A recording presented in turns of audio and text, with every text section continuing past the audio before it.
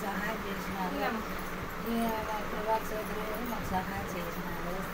ఏమి ఇప్పుడు కాకుండా ఎప్పటికైనా కూడా చంద్రబాబు నాయుడు రావాలా గెలిచల్లా మేము కూడా అదే పట్టుదల మాకు కూడా.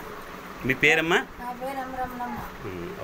గెలిచల్లా ఒకసారి గెలిస్తే మా ఇంట్లో ప్రజలందరూ బాగుపడతారు, బాగుంటారు కూడా. ఎట్లా తిరిగి తెలుగుదేశం పార్టీ రావాలా. మీ ఆడికైనా రమ్మన్నా వస్తాను. మనకి భువనమ్మ గారు వచ్చారు. వచ్చాము. నిజంగా ఈ కార్యక్రమం కార్యకర్తలలో మనోధైర్యం నింపుతుంది. పార్టీ కోసం ఇంత అభిమానం ఉన్నారు, వాళ్ళు పార్టీ కోసం ప్రాణాలు వదిలిన వాళ్ళని ఆమె వచ్చి పలకరించడం చాలా సంతోషం. ఈరోజు అనంతపురం నగరానికి భువనమ్మ గారు నిజం గెలవాలి అన్న కార్యక్రమం చేపట్టి ఆ రోజు చంద్రబాబు నాయుడు గారిని జైల్లో పెట్టినప్పుడు ఎవరైతే ఆత్మక్షోభించి వాళ్ళు చనిపోయారో, చనిపోయిన వాళ్ళని పరామర్శించడానికి ఇవాళ ఆమె వచ్చి వాళ్ళకి మనోధైర్యం ఇచ్చి మేమున్నాము, పార్టీ ఉంది మీ వెంట, ధైర్యంగా ఉండండి అని చెప్పి ఒక ధైర్యాన్ని నింపి వెళ్ళారు. రాబో కాలంలో చంద్రబాబు నాయుడు గారిని మేము తప్పకుండా దీనికి ఆహ్వానిస్తాము సీఎంగా అని చెప్పేసి తెలియజేసుకుంటున్నాం.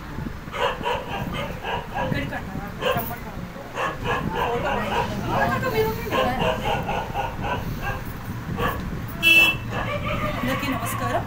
ఈరోజు అనంతపురం అర్బన్లో నిజం గెలవాలి కార్యక్రమాన్ని మాజీ ఎమ్మెల్యే వైకుంఠం ప్రభాకర్ చౌదరి గారి ఆధ్వర్యంలో ఈరోజు మన ఎక్స్ సీఎం చంద్రబాబు నాయుడు గారి సతీమణి గారు విచ్చేసి ఇక్కడ మన అందరికీ తెలిసిన విషయమే, నారా చంద్రబాబు నాయుడు గారి మీద అక్రమ కేసుల్ని బనాయించి ఆయనను అరెస్ట్ చేసి 1.5 నెల జైల్లో పెట్టి చాలా బాధ పెట్టారు. అలాంటి తరుణంలో ప్రతి ఒక్క కార్యకర్త, తెలుగుదేశం కుటుంబ సభ్యులు కూడా మనసు చెలించిపోయి టీవీలో వస్తున్న వార్తలను విని చెలించిపోయి అశోక్ నగర్ నందు నివసిస్తున్న వెంకటమ్మ అనే గారు చాలా సీనియర్ ఆవిడ, చాలా పెద్ద ఆవిడ తన తనువుని కూడా చాలించేశారు.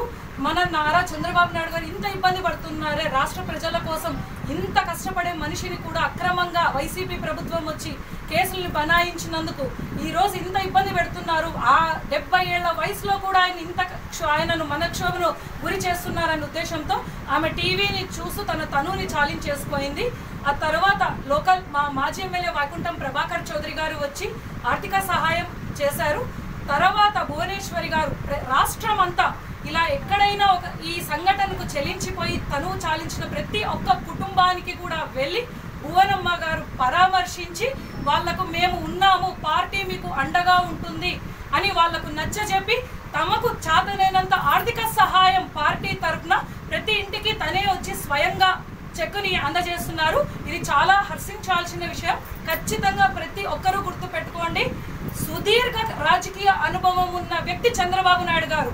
ఆయన ఖచ్చితంగా ఒక విజన్తో ముందుకు వెళ్తున్నాడు, రాష్ట్రాన్ని తీసుకెళ్తున్నాడు. రానున్న ఇంకా 2 నెలల్లో 1.5 నెలల్లో మనకి ఎలక్షన్స్ ఉన్నాయి.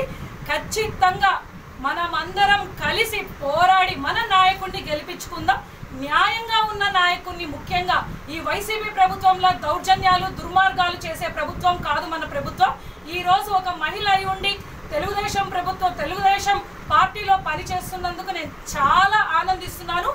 రెట్టింపు ఉత్సాహంతో మేము పనిచేసి పార్టీని గెలిపించుకొని చంద్రబాబు నాయుడు గారిని తిరిగి సీఎం చేసుకొని అసెంబ్లీకి పంపిస్తామని ఈరోజు తెలుగు మహిళల తరఫున గట్టిగా చెప్తున్నాను. ఈరోజు బోనమ్మ గారు వచ్చి ప్రతి ఒక్కరిని పరామర్శిస్తుంటే చాలా సంతోషిస్తున్నారు. ఎందుకంటే మనందరికీ తెలిసిన విషయం, బోనమ్మ గారు ఏ రోజు కూడా రాజకీయాల్లోకి రాలేదు. ఆమె బిజినెస్ అంతవరకే ఆమె చూసుకునేది. కానీ ఇప్పుడు బోనమ్మ గారు కూడా బయటికి వచ్చి జనాల్లో తిరిగి వాళ్ళ నానిడి గురించి ఆమె దగ్గరుండి చూశారు. కాబట్టి రాష్ట్రం అంతటా కూడా చాలా ఉత్సాహం కల్పించాలనే ఉద్దేశంతోనే ఆమె కూడా తిరుగుతున్నారు. ప్రతి ఒక్కరు గుర్తుంచుకోండి, పార్టీ మనకు ప్రతి ఒక్క కార్యకర్తకు కూడా ఖచ్చితంగా అండగా ఉంటుంది. తెలుగుదేశం ప్రభుత్వం గెలవడం ఖాయం. రానున్న ఇప్పుడు ఎలక్షన్ల లోకల్ మాజీ ఎమ్మెల్యే వైకుంఠం ప్రభాకర్ చౌదరి గారిని కూడా మేము తిరిగి ఎమ్మెల్యేగా చేసుకొని మినిస్టర్ ఖచ్చితంగా మేము చేసుకుంటామని తెలుగు మహిళల తరఫున తెలియజేస్తున్నాం.